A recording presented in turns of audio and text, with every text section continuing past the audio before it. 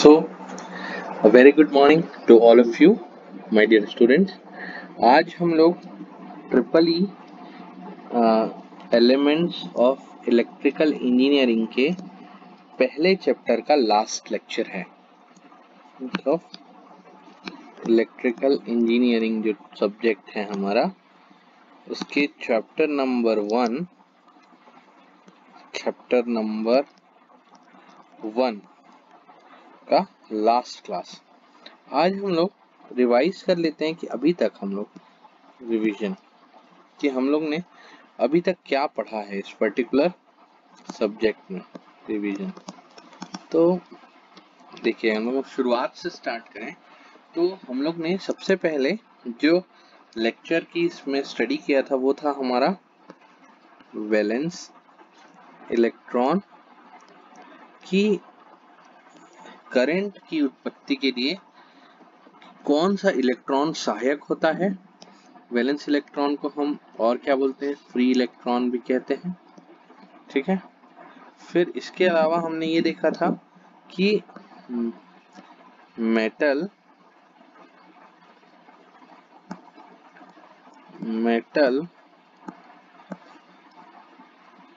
Non metal क्या होते हैं। इसके अलावा हमने देखा था कि ये जो कंडक्टर, अगर कोई भी चीज है वो कंडक्टर की तरह कैसे बिहेव करेगी, सेमी कंडक्टर की तरह से कैसे बिहेव करेगी, और इंसुलेटर की तरह कैसे बिहेव करेगी, या उसमें क्या, इसमें हम लोग ये देखेंगे कि क्या गुण होता है।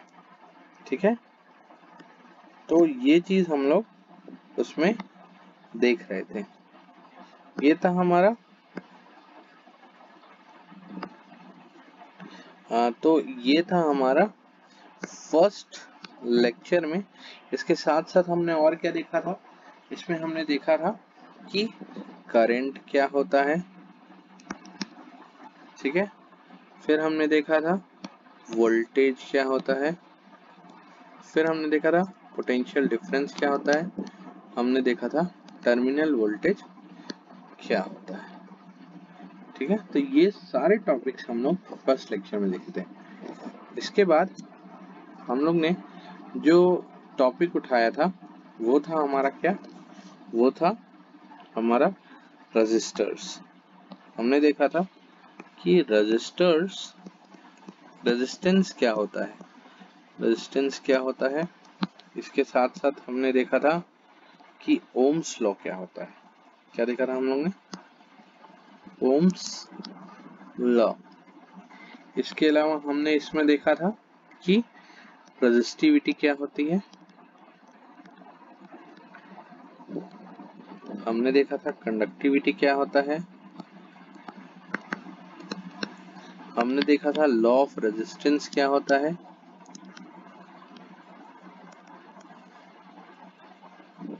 लॉ ऑफ रेजिस्टेंस क्या होता है। साथ में हम लोग ने देखा था इसमें कि effect of temperature on resistance, कि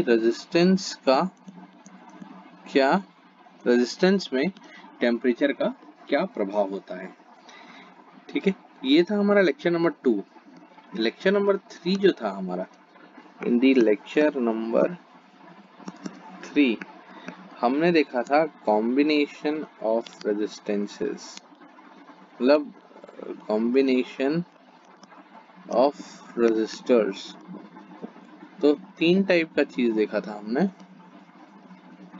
कि कॉम्बिनेशन ऑफ रेजिस्टर्स में पहला होता है सीरीज कनेक्शन।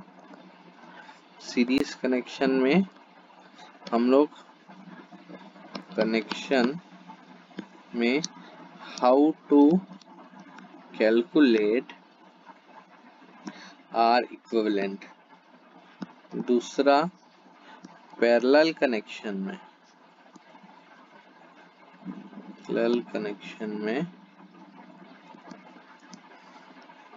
Are equivalent. ठीक है, इसके साथ साथ हमने कुछ न्यूमेरिकल्स को भी देखा था। ठीक है, so this was lecture number 3। Now आज हम लोग न्यूमेरिकल से स्टार्ट करेंगे, लेकिन वो मिक्स्ड फॉर्म में रहेंगे। Numericals of combination finding R equivalent. वैसे तो ये जो चीज है आप लोग किसमें स्टडी करेंगे, बेसिकली आप लोग पढ़ेंगे इलेक्ट्रिकल सर्किट के सब्जेक्ट में, बट इसमें भी कुछ पार्ट है, तो इसी वजह से मैं आप लोगों को थोड़ा बहुत इसको बता देता हूँ। ले से फॉर एग्जांपल कि हमने देखा कि 3 रजिस्टर्स, ठीक, ये पैरेलल में कनेक्टेड है, फिर ये एक और पैरेलल कॉम्बिनेशन वाला रेजिस्टेंसेस है, और ये एक हमारा यहाँ पर एक और रेजिस्टेंस है। ठीक है, तो ये 2 4 6, ठीक है, ये मान लेते हैं 3 और ये 6 है, और ये है हमारा 1। ठीक है, ये ऐसे ये सारी चीजें कनेक्टेड है, क्या है हमारी, कनेक्टेड है। अब हम लोग देखेंगे कि इसमें कैसे हम लोग इसमें ए और बी के बीच में हम लोग आर इक्विवेलेंट कैसे फाइंड आउट करें। ठीक है, तो ये हमारा क्वेश्चन आप लोगों को सबको समझ में आ गया होगा।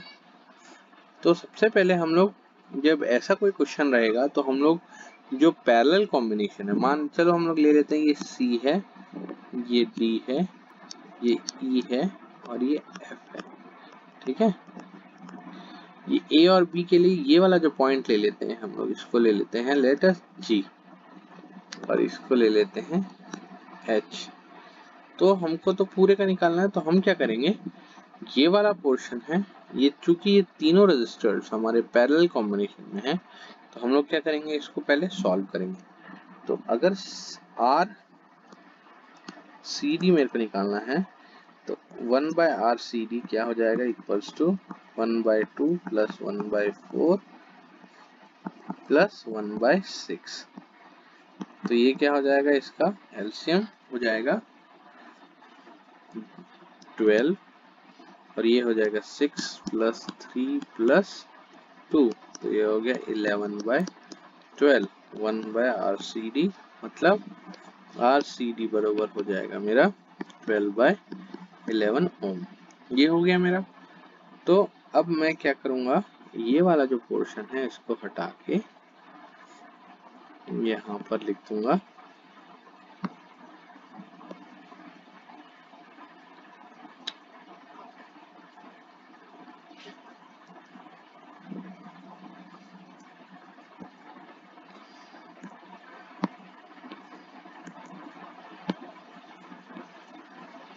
ये जो RCD था, है ना,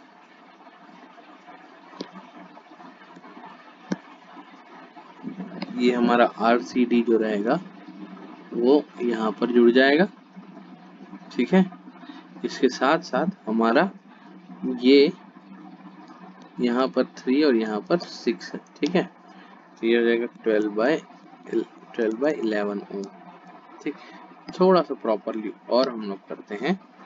जब हमारा सर्किट था पहले तो वो ये था 2 4 6 8, 2 4 6 का था, फिर हमारा 2 था 3 और 6, और इसके साथ कनेक्टेड था हमारा क्या 1। तो हम लोग ने इसको सॉल्व किया, तो ये हो गया, ऐसा बन गया सर्किट हमारा।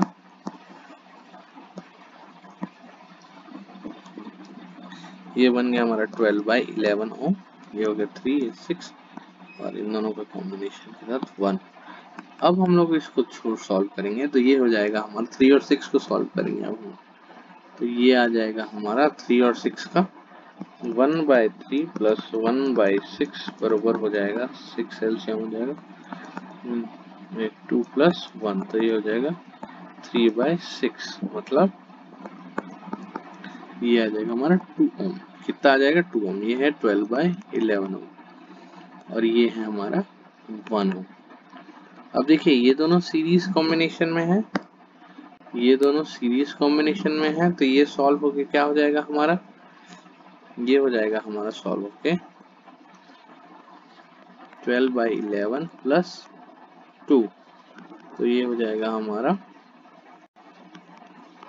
11, ये 12 + ये 22, ये हो गया 34/11। ये हो गया हमारा यहाँ का, इन दोनों का, ये हो गया ऐसा और ये हो गया 1, ये ए है और ये बी है, ये 1 और 34/11। तो हम लोग जब इसको ए आर ए बी निकालेंगे तो अब देखिए ये दोनों पैरेलल कॉम्बिनेशन में दिख रहे हैं, तो जगह 1 प्लस, ये सीरीज में दिख रहे हैं, तो 1/RAB इक्वल्स टू क्या आ जाएगा? 1/34/11। थोड़ा सा देखिए, अब अगर हम लोग को इसको निकालना है तो ये हो जाएगा हमारा RAB बरोबर 1/RAB बरोबर हो जाएगा हमारा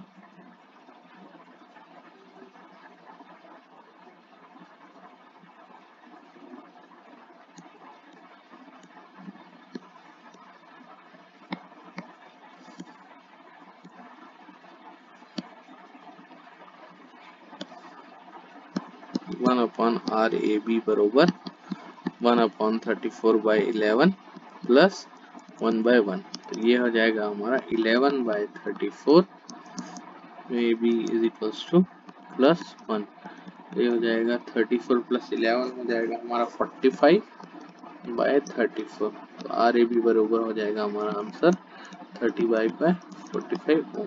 सो this is the actual answer. और अगर आपको आंसर को चेक करना है गाइस, तो ये चीज का ध्यान रखेंगे, जो पैरेलल कॉम्बिनेशन में जो रेजिस्टेंस की वैल्यू आती है वो स्मॉलेस्ट वैल्यू से भी स्मॉल होनी चाहिए, तभी हमारा रेजिस्टेंस क्या हो जाएगा? इक्वल हो जाएगा। So this was the combination of resistance का वैल्यू। अब हम लोग इसमें जो हमारा एक और टॉपिक है जिसमें difference between AC and DC का जो हमारा टॉपिक है वो मैंने आप लोगों को नोट्स में दे दिया है, आपको बता भी दिया था पहले लेक्चर में कि AC और DC के बीच में क्या डिफरेंस होता है। तो आज हमारा यहाँ पर मैं एक बार और आप लोगों को नोट्स शेयर कर दूंगा, और आज हमारा ये जो लेक्चर है यहाँ पर खत्म होता है। एंड कल स्टूडेंट्स, कल टेस्ट रहेगा, तो टेस्ट के लिए आप लोग जो चैप्टर नंबर टेस्ट के लिए टेस्ट नंबर 1 जो है हमारा, उसमें आएगा हमारा chapter number 1। I will provide you all the notes, ठीक है, जैसे कि हमने ऑलरेडी प्रोवाइड कर दिया था। सो फिर से हम लोग इस क्लास को कंटिन्यू करेंगे। Till then, good bye, thank you.